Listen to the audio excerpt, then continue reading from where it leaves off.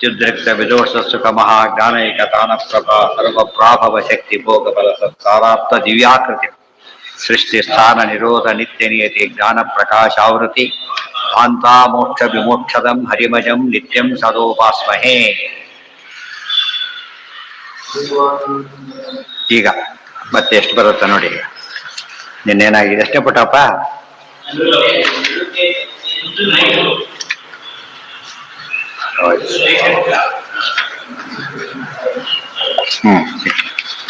ಆಯ್ತು, ಸಿಕ್ತು ಬಿಡಿ.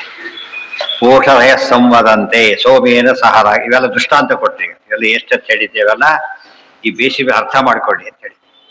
ಆಮೇಲೆ ನದೇವಾನಾವತಿ ವ್ರತಂ ಯಥಾತ್ಮಾನ ಜೀವತಿ ಅನೇಹ ಶೋಭ ಊತಯ ಸ ಊತಯೋ ಊತಯ ದ್ಯಾವಾ ಪೃಥಿವಿ ಜನಯನ್ನಭಿರ್ಕರ್ತಾಪ ಓಷಧೀರ್. ಆಮೇಲೆ ವನಿನಾನಿ ಯಜ್ಞ ಅಂತರಿಕ್ಷಂ.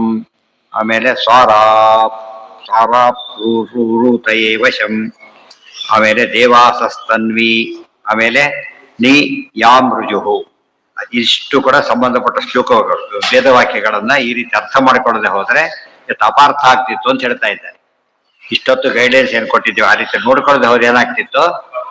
ಅಪಾರ್ಥ ಆಗಿಬಿಟ್ಟು ಜಡಕ್ಕೆ ಪ್ರಾಧಾನ್ಯ ಕೊಟ್ಟಾಗ, ಅಯೋಗ್ಯ ಪ್ರಾಧಾನ್ಯ ಕೊಟ್ಟಾಗ, ಸುಳ್ಳಿಗೆ ಪ್ರಾಧಾನ್ಯ ಕೊಟ್ಟು ಮೂರು ಹೇಳಿದ: ಅಚೇತನ, ಅಯೋಗ್ಯ ಮತ್ತು ಸುಳ್ಳು. ಅತಾತ್ವಿಕ ಅಂದ್ರೆ ಸುಳ್ಳು ಅಂತ ಅದಾಗಬಾರದು. ಮತ್ತೆ ಎಕ್ಸ್ಪ್ಲೇನ್ ಮಾಡ್ತಾರೆ ಅದಿಷ್ಟನೀಗ. ಅಚೇತನಂ ಚೇತನೆಭ್ಯೋ ಹೇಗೆ ತಾರತಮ್ಯ ಇದೆ ನೋಡಿ. ಇದು ತಾರತಮ್ಯ, ಸಿಂಪಲ್ ತಾರತಮ್ಯ. ಅಚೇತನಂ ಚೇತನೆಭ್ಯೋ ದೈವತೆಭ್ಯಶ್ಚ ಚೇತನಾಃ ದೇವಾಃ ಪ್ರಾಣಾಚ್ಚ ಸಪ್ರಾಣೋ ವಿಷ್ಣೋರೇವ ಸದೈವತು ಸ್ವಭಾವಂಚ ಪ್ರವೃತ್ತಿಂಚ ವಿಕಾರಂಚ ಸಮಾಪ್ನಯುಃ. ಅಚೇತನಂ ಚೇತನೆಭ್ಯ, ಅಚೇತನಂ ಚೇತನೆಭ್ಯ ದೇವತೆಭ್ಯಶ್ಚ ಚೇತನಾಃ. ಅಚೇತನ ಇರ್ಬೇಕು, ಏನಿರ್ಬೇಕು? ಫಸ್ಟು ಚೇತನ ಇರ್ಬೇಕಿಲ್ಲ, ಅಚೇತನ ಬರೋದಿಲ್ಲ. ದೈವತೆಭ್ಯಶ್ಚ ಚೇತನ, ಚೇತನರು ಇರ್ಬೇಕಾದ್ರೆ ದೇವತೆಗಳಿರ್ಬೇಕು, ದೇವತೆಗಳಿರ್ಬೇಕು. ಸ್ಟಾಫ್ ಅಲ್ಲಿ ಎರಡಿದ್ದಾರಲ್ಲ ಹಾಗೆ. ಅಂತರಿಕ್ಷಂ. ಆಮೇಲೆ ಬಂದೆ ಬಂದೆ ಬಂದೆ ಸ್ವಾರಾಪ್ತರು ಅದಲ್ಲ, ಕೆಳಗೆ ಜೀವಾಹ ಪ್ರಾಣಾಶ್ಚ. ಆಮೇಲೆ ದೇವತೆಗಳು ಯಾರಿಂದ ಇರಬೇಕು? ಪ್ರಾಣದೇವರು ದೇವತೆಗಳಿಲ್ಲ, ಅವರೇ ಶ್ರೇಷ್ಠ. ಸಪ್ರಾಣೋ ವಿಷ್ಣುವರೇವ ಸದೈವ. ಪ್ರಾಣದೇವರು ಯಾತಕ್ಬೇಕು? ದೇವರಿಗೋಸ್ಕರ. ಇಷ್ಟು ತಿರ್ಕೊಂಡ್ಬಿಟ್ಟು ಸಿಂಪಲ್ ತಾರತಮ್ಯ. ಅಚೇತನ ಇದ್ರೆ ಚೇತನ. ಒಂದು ಹನಿ ನೀರು ಬಿತ್ತು, ಅಚೇತನ, ಯಾರು ಹಾಕಿದ್ರು ಕೇಳ್ತಾನೆ. ಅದೇ ಬಿತ್ತು ಅಂದ್ರೆ ಅರ್ಥ ಇಲ್ಲ. ಅಚೇತನಕ್ಕೆ ಹಿಂದೆ ಏನಿರ್ಬೇಕು? ಯಾವ ಬ್ಯಾಕಿಂಗ್?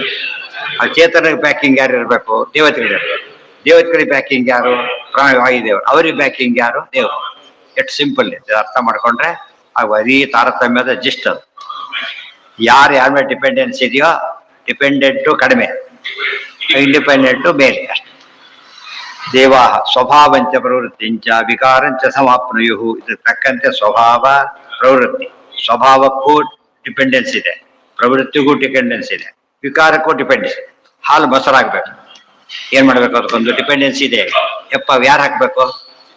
ಚೇತನ ಹಾಕ್ಬೇಕು. ಅದಕ್ಕೆ ಹಾಕೊಳಕ್ ಬರೋದಿಲ್ಲ, ಗೊತ್ತಾಯ್ತಾ? ಅದೇ ರೀತಿನೇ ಪ್ರತಿಯೊಂದು ಕೂಡ ಅಚೇತನಕ್ಕೆ ಏನೇ ಕೆಪಾಸಿಟಿ, ಸ್ವಿಚ್ ಇದೆ, ಲೈಟ್ ಇದೆ, ಸ್ವಿಚ್ ಹಾಕ್ಬೇಕು. ಅದೇ ಹಾಕೊಂಡ್ರೆ ಪಜಿತ ಆಗುತ್ತೆ. ಯಾಕೆ?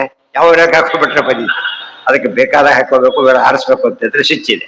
ಸ್ವಿಚ್ ಯಾರು ಹಾಕ್ಬೇಕು? ಚೇತನ ಹಾಕ್ಬೇಕು. ಆ ಚೇತನಕ್ಕೆ ಒಬ್ರು ಹೇಳ್ಬೇಕು, ದೊಡ್ಡ ಚೇತನ ಹೇಳ್ಬೇಕು, ಈಗ ಹಾಕಿ ಹಾರ್ಸು ಫಸ್ಟ್ ಅದು ಅಂತ. ಆಫೀಸ್ಗಳಲ್ಲಿ ಕಂಟ್ರೋಲ್ ಮಾಡ್ತಾರೆ, ಅದರದ್ದು ಸುಪೀರಿಯರ್. ದೇವತೆಗಳದ್ದು ಆಫೀಸರ್ಸ್, ಉಳಿದ ಸ್ಟಾಫ್ನ ಆಫೀಸರ್ಸ್ ಕಂಟ್ರೋಲ್ ಮಾಡ್ತಾರೆ, ಅವರನ್ನ ಚೀಫ್ ಕಂಟ್ರೋಲ್ ಮಾಡ್ತಾರೆ, ಅದನ್ನ ಅಲ್ಟಿಮೇಟ್ ಪರಮಾತ್ಮ ಕಂಟ್ರೋಲ್ ಮಾಡ್ತಾರೆ. ಇವೆಲ್ಲ ಚಿಕ್ಕದಾಗಿ ಸ್ಪಷ್ಟವಾಗಿ ಹೇಳ, ಅತಿ ಚಿಕ್ಕದು ವರ್ತಿ ಸ್ಪಷ್ಟ. ಸ್ವಭಾವಂಚ ಪ್ರವೃತ್ತಿಂಚ ವಿಕಾರಂಚ ಸಮಾಪ್ನುಯು. ಅಚೇತನಂ ಚೇತನೇಭ್ಯ ಸ್ವಭಾವಂ, ಅಚೇತನಂ ಚೇತನೇಭ್ಯ ಪ್ರವೃತ್ತಿಂ, ಅಚೇತನಂ ಚೇತನೇಭ್ಯ ವಿಕಾರ. ಮೂರಕ್ಕೂ ಏನು ಬೇಕು? ಚೇತನ, ಚೇತನಕ್ಕೆ ದೇವತೆಗಳು, ದೇವತೆಗಳಿಗೆ ಪ್ರಾಣದೇವರು, ಪ್ರಾಣದೇವರಿಗೆ ದೇವರು. ಮೂರು ಬಂದಾಗ ತೇನ ವಿನ ತೃಣಬಪಿ ನಚರಲಿ ಆಗಿರು. ಆಫೀಸ್ಗಳಲ್ಲಿ ಪೇಪರ್ ಬಂದಿರುತ್ತಲ್ಲ ವರ್ಷದ್ದು, ನ್ಯೂಸ್ ಪೇಪರ್ ಎಲ್ಲ ಡಿಸ್ಪೋಸ್ ಆಫ್ ಮಾಡ್ಬೇಕು ನಾವೀಗ. ಹಾಗೆಲ್ಲ ಮಾಡಾಗಿಲ್ಲ, ಮೆಥಡ್ ಮತ್ತೊಂದು ಪ್ರೊಸೀಜರ್ ಇರೋದಕ್ಕೆ. ಮತ್ತೆ ಏನ್ ಮಾಡ್ಬೇಕು? ಆ ಟಿಪಿಗೆ ಹೋಗುತ್ತೆ. ಅವ ಏನ್ ಮಾಡ್ತಾರ? ಅವರು ಟೆಂಡರ್ ಕರೀತಾರೆ, ಮತ್ತೆ ತಗೊಳ್ಳೋದು ಬರ್ತಾರೆ. ಸುಮ್ಮನೆ ಕೊಡಾಗಿಲ್ಲ, ಮತ್ತೆ ಅವ್ರು 3 ಟೆಂಡರ್ ತಗೋಬೇಕು, ಅದು ಲೋಯೆಸ್ಟ್ ತಗೋಬೇಕು, ಮತ್ತೆ ಅದು ಕೊಡ್ಬೇಕು. ಕೊಟ್ಟಿದ್ದೆಲ್ಲ ಅಕೌಂಟ್ ಮಾಡ್ಬೇಕು, ಬರೆದ್ಬಿಟ್ಟು ಇಷ್ಟು ಬಂತು ಅಂತ ಎಂಟ್ರಿ ಮಾಡಿ ಅದನ್ನ ತೋರಿಸ್ಬೇಕು ಹಾಕಿದ್ದಕ್ಕೆ. ಅದು ಎಷ್ಟೇ ಬರಲಿ, ಅದು 10 ರೂಪಾಯಿ ಬರಲಿ, 1000 ರೂಪಾಯಿ ಬರಲಿ, ಪ್ರೊಸೀಜರ್ ಸರಿ ಇದ್ದು ಅಷ್ಟು ಬರ್ಬೇಕು. 10 ಅಷ್ಟೇ ಯಾರು ಬೇಡ ಅಂತಾರೆ. ಇದು ನಿಯಮ. ಆ ರೀತಿ ಎಲ್ಲ ಕಡೆ ಮಾಡಬೇಕು. ಮನೆಯಲ್ಲೂ ಕೂಡ ಹಾಗೆ ಮಾಡಬೇಕು, ನಾವು ಮನಸ್ಸಲ್ಲಿ ಹಾಗೆ ಮಾಡ್ಕೋಬೇಕು. ಆಗ ಏನಾಗೋದಿಲ್ಲ, ಅಕೌಂಟಬಿಲಿಟಿ ಎಲ್ಲ ಸ್ಟೇಜಲ್ಲಿ ಇರುತ್ತೆ. ನಾವು 99% ಅಕೌಂಟೇ ಆಗೋದಿಲ್ಲ. ಅಕೌಂಟ್ ಬರಲಿ ಅಂತಾನೆ ಕಾಯೇನ ವಾಚ ಮನಸೇಂದ್ರಿಯ ಇರುವ ಬುದ್ಧಾತ್ಮನಾಮ ಅನುಸರ ಸ್ವಭಾವ, ಆಲ್ ಸೋರ್ಸಸ್ ಅಕೌಂಟ್ ಮಾಡೋದು ಏನ್ ಮಾಡಿದ್ರು ಕೂಡ. ಚೇತನಾನಾಂ ಪ್ರಚೇತನಂ ಸ್ವಭಾವಂಚ ಪ್ರವೃತ್ತಿ ವಿಕಾರಂಚ ಸಮಾಪ್ನಿಯು ಕಶ್ಚಿತ್ ಭಾವ ವೃತೆ ಋತೆ ತೇಷಾಂ ನೈತತ್ ಶಾಚ್ಯ ಕದಾಚ. ಇದರಲ್ಲಿ ಯಾವುದೂ ಕೂಡ ಈ ಪ್ರೊಸೀಜರ್ ಬಿಟ್ಟಿರಲಿಕ್ಕೆ ಸಾಧ್ಯ ಇಲ್ಲ. ಎಕ್ಸೆಪ್ಷನ್ನೇ ಇಲ್ಲ ರೀ. ಪ್ರತಿ ಸ್ಟೇಜಲ್ಲಿ ಏನಿರಬೇಕು, ಇರಲೇಬೇಕು. ಚಾಕು ಹಾಕಿ ಕೊಂದ, ಚಾಕು ಯಾರು ಹಾಕಿದ್ರು ಫಸ್ಟ್? ಚೇತನ ಹುಡುಕ್ತಾನೆ ಫಸ್ಟ್. ಅವನಲ್ಲ, ನಾನು ಇನ್ನೂ ಹೇಳಿದ್ರೆ ಮಾಡಿದೆ ಅಂತಾನೆ. ಅವ್ನು ಪ್ರೇರಕ ಸಿಗ್ತಾನೆ, ಅವ್ರು ದೊಡ್ಡ ಹಿಂದೂ ಬ್ಯಾಗ್ ಇರ್ತ ಅವ್ರು ಸಿಗ್ತಾನೆ. ಹುಡುಕತ್ತ ಹೋದ್ರೆ ಎಂಡ್ ಆಗತ್ತೆ. ಅಚೇತನ ಪ್ರವೃತ್ತಂ ತನ್ನ ದೃಷ್ಟಾಂತೋಸ್ತಿ ಕಶ್ಚನ. ಅಚೇತನ ತನ್ನ ಅಚೇತನ ಎಷ್ಟು ಆಚಾರ ಹೇಳ್ತಾರೆ ನೋಡಿ. ಅಚೇತನ ಸ್ವತಂತ್ರ ಪ್ರವೃತ್ತಿಯನ್ನು ಒಂದು ದೃಷ್ಟಾಂತ ಒಂದೂ ಇಲ್ಲ, ನೋ ಎಕ್ಸಾಂಪಲ್. ಅದಕ್ಕೆ ಅವನು ಏನು ಕೊಟ್ಟ?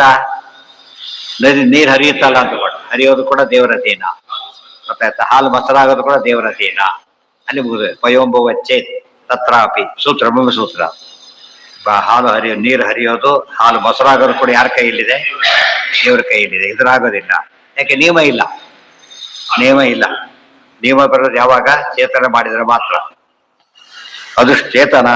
ಇಲ್ಲ ನೀರು ಹರಿಯೋ ಸ್ವಭಾವ ಅಂದ್ರೆ ಸ್ವಭಾವ ಕೂಡ ಏನಲ್ಲ, ಇಂಡಿಪೆಂಡೆಂಟ್ ಅಲ್ಲ. ಸ್ವಭಾವ ದೇವ್ರ ಕೈಯಲ್ಲಿದೆ. ಸ್ವಭಾವ ಎಂಬ ಉತ್ತರ ಎಲ್ಲ ಕಡೆ ಕೊಡ್ಲಕ್ ಬರಲ್ಲ. ಫಸ್ಟ್ ಆಫ್ ಆಲ್ ಎಲ್ಲಿ ಕೊಡ್ತೇವೆ ಅಲ್ಲೂ ಕೂಡ ಡಿಪೆಂಡೆನ್ಸ್ ಇದೆ. ಸ್ವಭಾವ ದೇವ್ರು ಕೊಡದೆ ಹೋದ್ರೆ ವರ್ಕ್ ಮಾಡಲ್ಲ. ಪ್ರಹ್ಲಾದ್ಗೆ ಅಗ್ನಿ ಹಾಕಿದ್ರು, ಅಗ್ನಿಯಲ್ಲಿ ಅಗ್ನಿ ಸುಡೋ ಸ್ವಭಾವ. ಪ್ರಹ್ಲಾದ ದೇವ್ರ ಸ್ತೋತ್ರ ಮಾಡ್ತಾ ಇದ್ದಾನೆ, ಸುಡ್ಲೇ ಇದೆ. ಅಲ್ಲಿ ಮೇನ್ ಸ್ವಿಚ್ ಆಫ್ ಮಾಡಿದ್ದಾನೆ. ಈ ಸ್ವಿಚ್ ಇದು ಮೇನ್ ಸ್ವಿಚ್ ಅಲ್ಲಿದೆ. ಪ್ರಹ್ಲಾದ ಗೊತ್ತಿತ್ತು ಮೇನ್ ಸ್ವಿಚ್ ಆರಾಗ ಕೆಲಸ ಮಾಡ್ತಾರೆ. ಏನಾಗ್ಲಿಲ್ಲ, ಕರೆಂಟ್ ಬಿಟ್ಟು ಏನಾಗ್ಲಿಲ್ಲ ಅಂದ್ರೆ ಮೇನ್ ಸ್ವಿಚ್ ಆಫ್ ಮಾಡಿಬಿಟ್ಟಿದ್ದಾನೆ ಅಂತ ಅರ್ಥ. ಪ್ರಹ್ಲಾದಕ್ಕೆ ಜ್ಞಾನ ಇತ್ತ ಆದ್ರಿಂದ ನಕ್ಬಿಡ್ತಾ ಇದ್ದೆ. ಏನೇ ಮಾಡಿದ್ರು, ಇನ್ನು ಸ್ವಲ್ಪ ದೊಡ್ಡದು ಕೊಡಿ, ಸಾಲದು, ಇನ್ನೂ ಸ್ವಲ್ಪ ಕೊಡಿ, ನೆಕ್ಸ್ಟ್ ಇಯರ್ ಮಾಡ್ತಿ ಹೇಗೆ ಹೇಳಿದ್ರು. ವಿಷ್ಣು ಪುರಾಣದಲ್ಲಿ ಬರುತ್ತೆ. ನೆಕ್ಸ್ಟ್ ಏನ್ ಮಾಡ್ತಿ ಹೇಳಿ. ಈಗ ಇನ್ನು ಅದ್ರ ಹತ್ತು ನೋಡಿ, ಅದನ್ನು ಗೆಲ್ತೇನೆ ನಾನು. ಏನ್ ಮಾಡ್ತಿ ಕೇಳ್ತಿದ್ದ, ಅದನ್ನು ಗೆಲ್ತೀನಿ ಅಂತ ಹೇಳ್ತಿದ್ದೆ. ಎರಡೆರಡು ವಿಷ್ಣು ಪುರಾಣದಲ್ಲಿ ಬಹಳ ವಿಸ್ತಾರ ಬರುತ್ತೆ ಪ್ರಹ್ಲಾದ ಹೇಳೋ ವಿಚಾರಗಳೆಲ್ಲ. ಅಲ್ಲಿ ನಾಲ್ಕೈದು ಶ್ಲೋಕ ಬರುತ್ತೆ ಅದ್ರಲ್ಲಿ ಅಷ್ಟೇ ಭಾಗವತದಲ್ಲಿ. ಅಲ್ಲಿ 2-3 ಅಧ್ಯಾಯ ಹೇಳ್ತಾರೆ. ಏನೇನ್ ಮಾಡ್ದ, ಯಾತಕ್ ಮಾಡ್ದ, ಏನೇನ್ ನಡೀತು, ಅಲ್ಲಿ ಬಂದರೆ ಹೇಳಿಲ್ಲ. ಎರಡು ಒಬ್ಬರೇ ಬರೆದಿದ್ದಾದ್ರಿಂದ ಇಲ್ಲಿ ಅಲ್ಲಿ ನೋಡಿಕೊಳ್ಳಿ ಅಂತ. ಅಚೇತನಂ ಚೇತನ ಕಶ್ಚಿತ್ ಭಾವ ಬರುತ್ತೆ. ಅಚೇತನ ಪ್ರವೃತ್ತವು ತನ್ನ ದೃಷ್ಟಾಂತೋಸ್ತಿ ಕಶ್ಚನ ಚೇತನಾನ. ಇವೆಲ್ಲ ಬ್ರಹ್ಮಸೂತ್ರ ಭಾಷ್ಯ ಇದು. ಪಯೋಂಬುವಚ್ಚಿ ಇದಕ್ಕೆಲ್ಲ ಅಲ್ಲಿ ಸೇರಿಸ್ಕೋಬೇಕು. ಆಚೆಯಲ್ಲಿ ಬರೋದು ಎರಡೇ ಏನು ದೀರ್ಘ ಇಲ್ಲಿ ಬರೆದಿದ್ದಾರೆ. ಸೊ ಎಲ್ಲಾ ಗ್ರಂಥಗಳು ಭಾಷ್ಯನೇ. ಅದೃಷ್ಟಂ ದುಷ್ಟವತ್ ಜ್ಞೇಯಂ ಚೇತನಾನಾಂ ಪ್ರವೃತ್ತಿಶ್ಚ ದೃಷ್ಟತ್ವಾದೇವ. ಎರಡು ದೃಷ್ಟಾಂತ. ಅಚೇತನ ಪ್ರವೃತ್ತಿ ಇಲ್ಲ ಅಂತಾನೂ ಗೊತ್ತಾಗಿದೆ, ಚೇತನ ಪ್ರವೃತ್ತಿ ಇದೆ ಅಂತಾನೂ ಗೊತ್ತಾಗಿದೆ. ಎರಡಕ್ಕೂ ದೃಷ್ಟಾಂತ ಇದೆ. ಅಂದಮೇಲೆ ಎಷ್ಟು ಸುಲಭ ಹೇಳೋದಕ್ಕೆ. ಇಷ್ಟೇ ಟೆಕ್ಸ್ಟ್ ಮಾಡಿದ್ರೆ ಸಾಕು. ನಾಸ್ತಿಕ ಬೆಳ್ಳಕ್ ಬರೋದಿಲ್ಲ ಯಾರಿಗೂ ಕೂಡ. ನಮಗೆ ಟೆಕ್ಸ್ಟ್ ಅಂದ್ರೆ ಏನು ಗೊತ್ತಾ? ಅರ್ಥ ಆಗದಿದ್ರೆ, ಅರ್ಥ ಆಗದೆ ಹೇಳಿದ್ರೆ ಟೆಕ್ಸ್ಟ್ ಅಂತ ಆಗ್ಬಿಡಿ. ಅರ್ಥ ಮಾಡಿಸ್ಬೇಕು ಅನ್ನೋ ಕಾನ್ಸೆಪ್ಟ್ ಇಲ್ಲ. ಅರ್ಥ ಆಗದೆ ಹೋದಷ್ಟು ನಾವು ಭಾರಿ ದೊಡ್ಡ ಜ್ಞಾನ ಅಂತ ಹೇಳ್ಬೋದು. ತಪ್ಪದು. ಅದೃಷ್ಟಂ ದುಷ್ಟವತ್ ಜ್ಞೇಯಂ ಯಥಾ ದುಷ್ಟ ಪ್ರಣೇತೃಕಂ. ದುಷ್ಟ ಮತ್ತೊಂದು ಕೊಡ್ತಾರೆ. ಇಲ್ಲಪ್ಪ ಅಂದ್ರೆ ವಿಸರ್ಪ ತಂಡೋಲಂ ದೃಷ್ಟ ಕಲ್ಪ್ಯಾ ತತ್ರ ಪಿಪೀಲಿಕ. ಒಂದು ಅಕ್ಕಿ ಕಾಳು ಹೋಗ್ತಾ ಇದೆ. ಅಕ್ಕಿನೂ ಮೂವ್ ಆಗತ್ತಾ ಅಂತ ಯಾರು ತಿಳ್ಕೊಳ್ಳೋದಿಲ್ಲ. ಅಲ್ಲಿ ಏನೋ ಇರ್ಬೇಕಾದ್ರೆ, ಇಲ್ಲ ರೀ ನಮ್ಮ ಕಡೆ ಹೇಗಿದೆ ಅಂದ್ರೆ ಸುಳ್ಳು ಹೇಳ್ತೀವಿ, ಸಾಧ್ಯ ಇಲ್ಲ. ಎಲ್ಲರಿಗೂ ಗೊತ್ತಿರೋದು. ಅದಕ್ಕೆ ದುಷ್ಟ. ವಿಸರ್ಪ ತಂಡೋಲಂ ದೃಷ್ಟ ಕಲ್ಪ್ಯಾ ತತ್ರ. ಕಲ್ಪ್ಯ ಅಂದ್ರೆ ಏನು? ಇನ್ಫರ್ ಮಾಡು. Just infer the existence of ಏನು ಚೇತನ. ಪಿಪೀಲಿಕ ತದ್ದೃಷ್ಟೈವ ದೃಷ್ಟಾನಾಮಪಿ ಪಿಪೀಲಿಕ ಸರ್ಪಣಂ ತದ್ದೃಷ್ಟೈವ ದೃಷ್ಟಾನಾಮಪಿ ಪಿಪೀಲಿಕ ಸಮರ್ಪಣಂ ಏವಂ. ಆದ್ರಿಂದ ಅದು ಹೇಗೆ ಪಿಪೀಲಿಕ ಸ್ವಂತ ಹೋಗುತ್ತೆ ಅಂತ ಊಹೆ ಮಾಡಕ್ ಸಾಧ್ಯನೇ ಇಲ್ವೋ ಹಾಗೆ ಪಿಪೀಲಿಕ ಅಂಬದು ಯಾವ್ದಕ್ಕೆ ಎಕ್ಸಾಂಪಲ್ ಇದು? ಚೇತನಕ್ಕೆ. ತಂಡೂಲ ಅಂಬದು ಏನದು? ಅಚೇತನಕ್ಕೆ. ಸೊ ಅಲ್ಲಿ ಹೋಗ್ತಿರ್ಬೇಕಾದ್ರೆ ಎರಡು ಕೆಲಸ ಮಾಡ್ತಿದೆ. ಬರೀ ತಂಡೂಲ ಶಕ್ತಿ ಇಲ್ಲ, ಅದು ಅಚೇತನ ಅಂತ ಗೊತ್ತಾಯ್ತಲ್ಲ. ಹಾಗೆ ಏವಂ ದೃಷ್ಟಾನುಸಾರೇಣ ಚಿದಧೀನ ಅಚೇತನ. ಇದು ಎಲ್ಲಿ ಬೇಕಿದಿಷ್ಟು ಕೂಡ ದ್ವಾದಶೋತ್ರಕ್ಕೂ ಬೇಕು. ಏನಂತ ಹೇಳಿದ್ರಲ್ಲಿ? ಯಜನಾಮ ಪರೋ ನಭವೇತ್ಸ ಹರಿ ಕಥಮಸ್ಯ ಬಸೆ ಜಗತೇ ತದವು ಯಜನಾಮನತಸ್ಯ ವಸೇ ಸಕಲಂ ಕಥಮೇವತ್ತು ನಿತ್ಯ ಸುಖಂ ನಭವೇತ್ ಅಂತ ಹೇಳ್ತಾ, ಅಚಿತ್ತನು ತದ್ಧಿ ದಶಕರ್ಮ ಮಿಮಾಮಲ ಕಾಲ ಗುಣ ಪ್ರಭೃತಿ ಈಶಂ ಅಚತ್ತನು ತದ್ಧಿ ಎಲ್ಲ ಸೇರಿಸ್ಕೊಂಡ್ಬಿಟ್ರೆ ದ್ವಾದಶ ಸ್ತೋತ್ರ ಇಷ್ಟು ಕಾಂಪ್ಯಾಕ್ಟ್ ಸೇರಿಸಿದೆ ಅಂತ. ಅದು ಪ್ರಶ್ನೆ ಕೇಳಿದಾಗ ಇದು ಆಚಾರ ಮಾತ್ರ ಕೋಟ್ ಮಾಡ್ತಾ ಹೋಗು. ದುರ್ಘಟ ಶಕ್ತಿರಪಿ ಪಿಶಾಚಾನಾಂ ಹಿ ದೃಶ್ಯತೆ ದೇವಾನಾಂ ಕಿಂ ವೇವ ಪರಮಸ್ಯ ಹರೇ ಪ್ರಭೋ ಇತ್ಯಾದಿಶ್ಚ ಬ್ರಹ್ಮತರ್ಕಿ. ಇನ್ನು ಚೇತನದಲ್ಲೂ ಕೂಡ ಶಕ್ತಿಯ ತಾರತಮ್ಯ ಇದೆ ಅಂತೇಳಿ ದೃಷ್ಟಾಂತ ಕೊಟ್ರಿ. ಈಗ ಏನದು, ಪಿಶಾಚಿಗಳು ಬಂದಿದಾಗ ಏನೋ ಮಾಡ್ಬಿಡುತ್ತೆ ಪಿಶಾಚಿ. ಅದು ದೇವತೆಯಿಂದ ತಿಂತಾರೆ ಅಂತ ಹೇಳ್ತಾರೆ. ದೆವ್ವದ ತಿಂದು ಬಿಡ್ತಾವ. ಆ ಹೋದ್ಮೇಲೆ ಹಸಿವೆ ಅಂತ ನೀವು ಇಷ್ಟು ತಿಂದಿದ್ದು ಯಾರು ತಿಂದರಾಗಿದ್ರೆ ದೆವ್ವ ತಿಂತು ಅಂತ ಅರ್ಥ. ದೆವ್ವಕ್ಕೆ ಏನಿದೆ ಚೇತನ ಪ್ಲಸ್ ಬೇರೆ ಇಲ್ಲದೇ ಇರೋ ಒಂದು ಶಕ್ತಿ ಇದೆ. ಪಿಶಾಚಿಗಳಿಗಿಂತ ಶಕ್ತಿ ಇರಬೇಕಾದ್ರೆ ದೇವ್ರಿಗೆ ಎಷ್ಟಿರ್ಬೇಕು ಯೋಚನೆ ಮಾಡಿ. ಇದನ್ನ ಇನ್ಫಾರ್ಮ್ ಮಾಡೋದು. ದೇವಾನಾಂ ಕಿಮ್ವೇವ ಪರಮಸ್ಯ ಹರೇ ಪ್ರಭೋ ಇತ್ಯಾದಿಶ್ಚ ಬ್ರಹ್ಮತರ್ಕೆ. ಇದೆಲ್ಲ ವಾದಿರಾಜ ಸ್ವಾಮಿಗಳು ಕುಳಿಸಿದಲ್ಲಿ ಬರೀತಾರೆ. ರಹೋ ಪಿಶಾಚ ದೇಹಿ ದೇಹೇ ಗತಾಗತಂ ಲಭಂತೆ.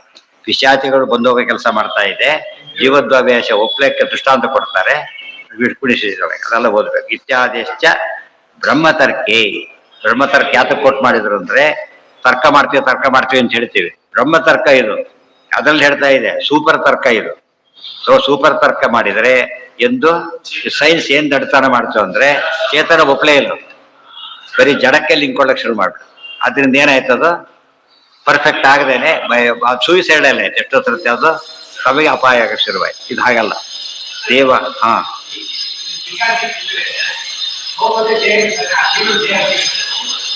ಅಲ್ಲ, ದೇಹ ಅದೇ ದೇಹ ಬೇರೆ, ತಿಂದ ಬೇರೆ, ಇವನ್ ಬೇರೆ. ನಿಮ್ ದುಡ್ಡೇ ಬೇರೆ ತಗೊಂಡ್ಬಿಟ್ರೆ ಮುಗಿತಾ ಹ್ಯಾಕ್ ಮಾಡ್ತಾರಲ್ಲ ಅಕೌಂಟ್ನ, ಏನ್ ಮಾಡ್ತಾರೆ, ಹ್ಯಾಕ್ ಮಾಡೋದು ಆಗ್ಲಿಲ್ಲ ನನಗೆ. ದೇಹ ತಾರೆ ಅದು ಕೂಡ ಅಲ್ಲ. ಹ್ಯಾಕ್ ಮಾಡೋದು ಪಿಶಾಚಿಗಳೆಲ್ಲ ಹ್ಯಾಕ್ ತಾತಿದ್ದು ಹೋಗ್ಬಿಡೋದು. ಇವನು ಇಲ್ಲೇ ಹಸಿವಾಗೇ ಇರುತ್ತೆ. ಅದು ಅದೆಲ್ಲ ಯೋಚನೆ ಮಾಡಬೇಕು. ಅದಕ್ಕೆ ಒಳ್ಳೆಯ ವಿಷಯಗಳು ಬ್ರಹ್ಮತರ್ಕೆ. ಅದು ಬಿಡಿದ್ದಲ್ಲ ನಾಳೆ.